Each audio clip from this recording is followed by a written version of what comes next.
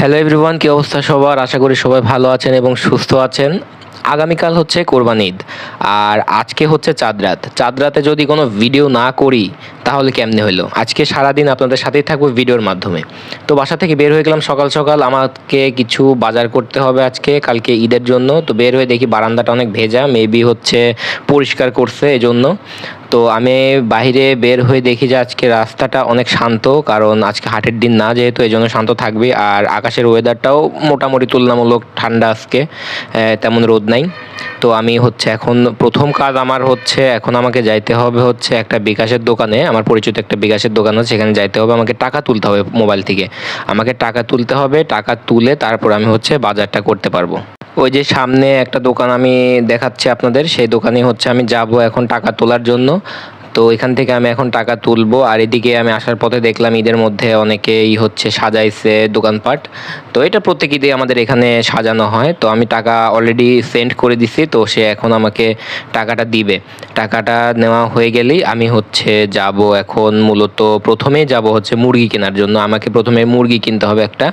তো টাকা নিয়ে নিছি আমি, এখন আমি রওনা দিলাম হচ্ছে মুরগির দোকানের উদ্দেশ্যে। তো আমি এখন যাচ্ছি মুরগির দোকানে, মুরগিটা কিনবো। মুরগি কিনে তারপরে বাকি যা বাজার সদাইগুলো আছে সেগুলো আমি আস্তে আস্তে করব। তো আগে আমি মুরগিটা কিনতে যাচ্ছি। চলে আসলাম মুরগির দোকানে। এই বাচ্চা ছেলেটার হাতে যে মুরগিটা দেখতে পাচ্ছেন, এটা এখন মাপা হবে, মানে মাপার পরে এটা আর কি জবাই করে তারপর আমাকে দিবে। তো আমি বলছিলাম যে আমাকে মুরগিটা 4 পিস করে দিতে, মানে রোস্টের পিস করে দিতে। তো এই বাচ্চা ছেলেটার এই রোস্টের পিস মনে হয় সেভাবে করতে পারে না, মানে এখনও ভালো করে ট্রেনিং দেওয়া হয়নি তার। তো সে যেভাবে মুরগিটা ছুলতেছিল আসলে অনেক কিছু ছিঁড়ে যাচ্ছিল অন্যভাবে। তো তাও যেভাবে পারে করে দিচ্ছে। ছোট মানুষ, অনেক ভুলভ্রান্তি হচ্ছে, আমি কিছু বলতেছিলাম না যে ছোট মানুষ কি বলবো আর। তো যাই হোক, যেমন পারে করুক, করার পরে এটা আমি নিয়ে নিলাম। তো আমার মুরগি নেওয়া শেষ, এখন যাচ্ছে হচ্ছে মুদিখানার দোকানে। ওইখান থেকে আমার বেশ কিছু জিনিস দরকার, যেমন পোলার চাউল, তারপরে হচ্ছে চিনি, দুধ, আটা, এরকম বেশ কিছু জিনিস আমার দরকার। তো আমি যাচ্ছি মফিজ ভাইয়ের দোকানে। ওইখানে আর কি অনেক সব কিছুই ধরতে গেলে পাওয়া যায়। তো ওইখানে আমি যাচ্ছি। মফিজ ভাইয়ের দোকান থেকে আমি বেশিরভাগ সময় বাজার করি। তো আমি চলে আসলাম মফিজ ভাইয়ের দোকানের সামনে। তো এখান থেকে আমি এখন নিব আমার প্রয়োজনীয় জিনিসপত্রগুলো। তো মফিজ ভাইকে বললাম পোলার চাউল দিতে। তো মফিজ ভাই সেটাই করতেছে, এখন আমাকে সব কিছু দিবে। তো আমি ভাইকে সব বললাম আমার কি কি লাগবে, সে এখন আস্তে আস্তে মাপে মাপে দিচ্ছে আমাকে। তো আমি দুধের কথাও বলছিলাম যে আমার দুধ লাগবে, কিন্তু ভাই বললো আমার কাছে দুধের প্যাকেটটা আছে কিন্তু ছোটোটা আছে, কিন্তু বড়টা তো হবে না।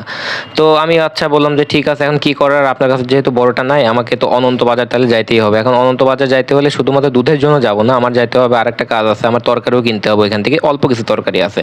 তো ভাই সব হচ্ছে প্যাকেট করে দিতেছে আমাকে। প্যাকেট করে দেওয়ার পরে হিসাব করে সে টাকাটা নিবে।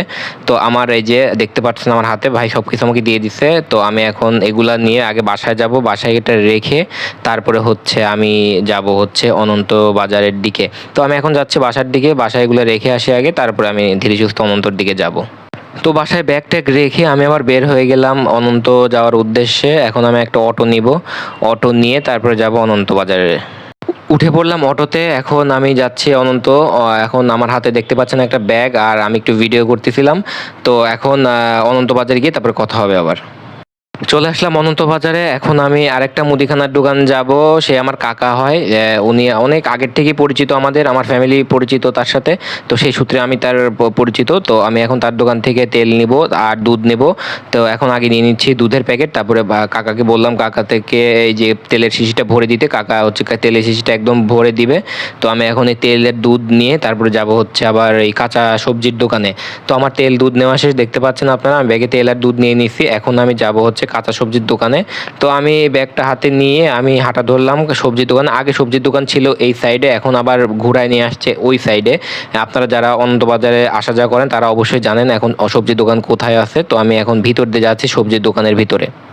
তো চলে আসলাম সবজির দোকানে, এসে দেখি যেখানে লেবু সাজায় রাখছে, আমাকে লেবু নিতে হবে। লেবুগুলো ভিডিও করতেছিলাম একটু। তারপরে আমি ভাইকে বললাম যে আমাকে একটু আদা দেন, আমার আদা লাগবে। তো ভাই আদা মাপতেছিল। তো আমার আলুও লাগবে, তো ভাইকে বললাম আমাকে 1 কেজি আলু দিয়েন। তো ভাই হচ্ছে এখন আলু মাপতেছে। আলু মাপা হয়ে গেলে আদা দিয়ে, আলু দিয়ে, লেবু দিয়ে একসাথে আমি প্যাকেট করে দিবে। প্যাকেট করার পরে আমি হচ্ছে এগুলো নিয়ে আমি এখন সোজা বাসায় চলে যাব, কারণ আমার বাজার টোটাল শেষ।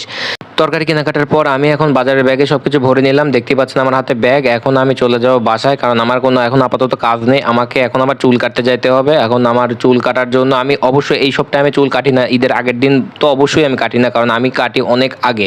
কারণ ঈদের আগের দিন চুল কাটলে অনেক ভিড় লাগে। আমি আজকে সেই পাল্লায় পড়ে গেছি, তো আমাকে এখন এই সময় চুল কাটতে হবে। তো আমি এখন বাসায় বাজারটা রাখবো, বাসায় বাজার রেখে তারপরে আমাকে আবার চুল কাটতে যেতে হবে।